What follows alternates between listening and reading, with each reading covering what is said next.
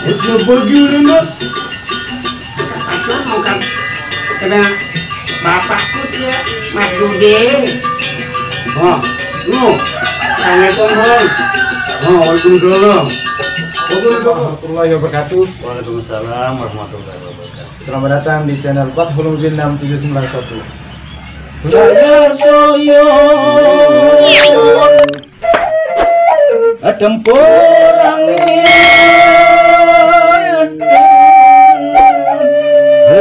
Ini saya Budiman. Di sore hari ini kami sudah kedatangan tamu, teman sekelompok kami di grup Pesaja, Wayang Pesaja. Beliau adalah di dalam grup kami ini adalah Dalang. Jadi kami mengundang beliau untuk kita berbicara mengenai bagaimana pembuatan tokoh wayang Panakawan. Dalam hal ini kali ini kami akan membahas itu. Jadi beliau adalah Lalu Muhammad Usman.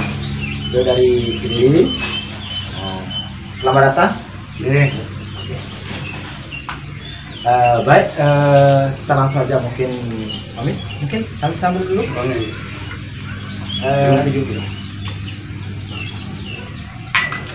Oke, kan tadi Pak Lalu kita sudah melihat cuplikan video bagaimana kelucuan di tokoh-tokoh wayangan ini, sehingga bisa kita tahu apa maunya Dalang karena dari cerita ini. Jadi saya ingin sebenarnya apa sih fungsi wayang Panakawan ini?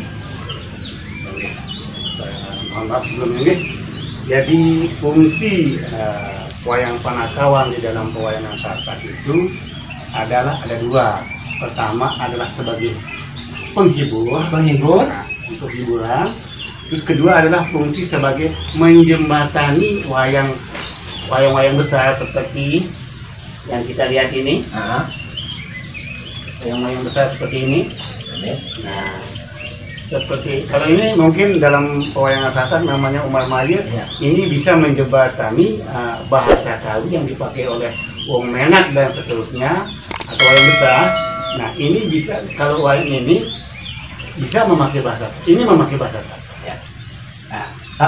Jadi bahasanya yang Panakawan ini mewakili bahasanya tokoh-tokoh wayang besar ini, ya?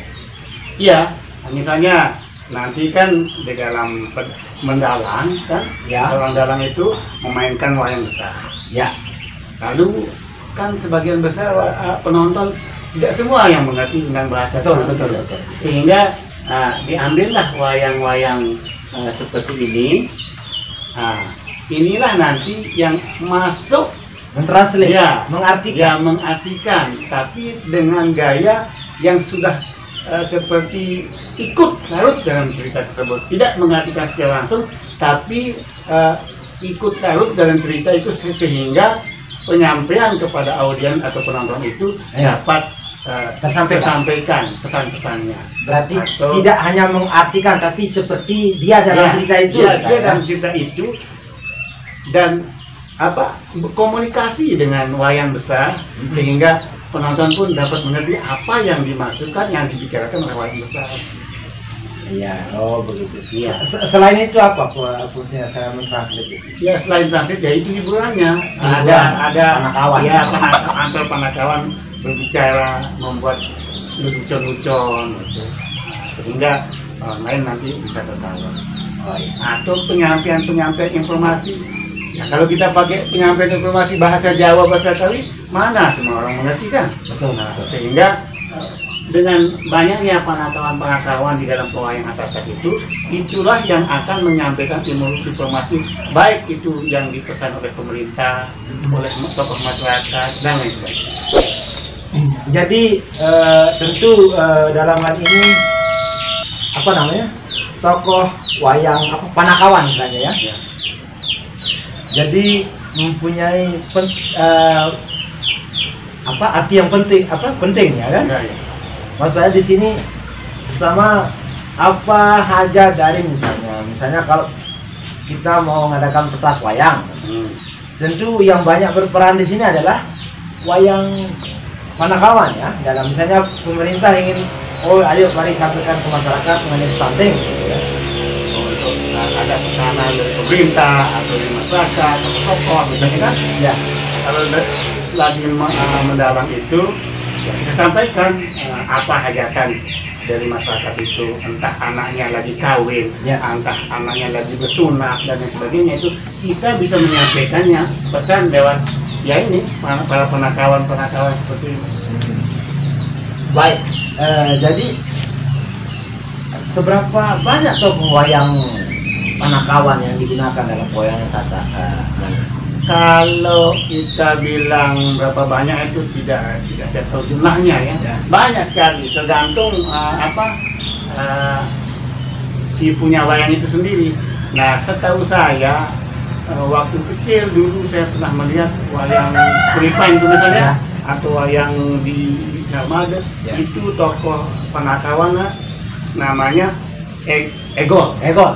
Oh ya Tahu benar. kan? Ya benar. Besar itu kan? Ya, Nah, Egol. itu Egol. Ya. Terus kemudian berkembang versi Mami Nasib. Nah, yang ini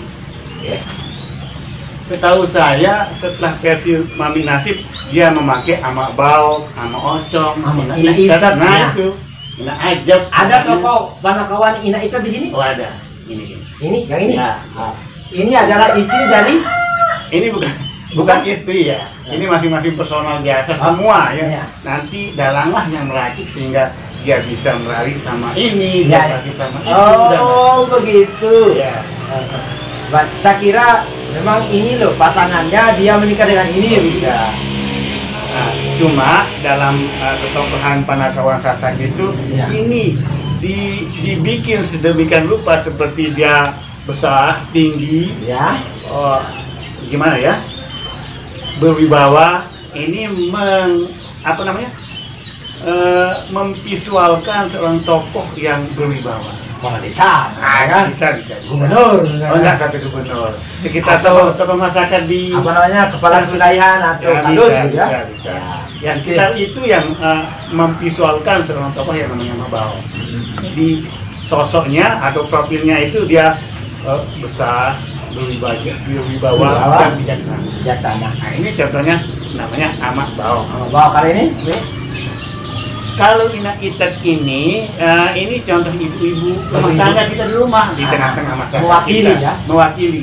Jadi kadang-kadang juga untuk menambah guyonan di dalam pewayangan Panakawan Sasak itu, ini kadang-kadang diprofilkan seperti cewek ina-ina yang genit. Nah, misalnya, Ya. tergantung dalam. Kalau dalam misalnya memvisualkan tokohnya genit, ya genit lah. Genit, ya. Seperti bebalu, kayak apa dan lain sebagainya.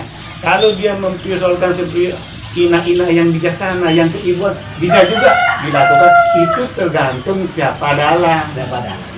Baik, Mami, jadi kalau tokoh Panakawan, wayang ini, Panakawan ini, apa beda anunya? Maksud saya, misalkan ada dua tokoh wayang kanan, wayang kiri begitu. Apa satu Panakawan, apa satu yang mentranslate? Apa beda-beda misalnya?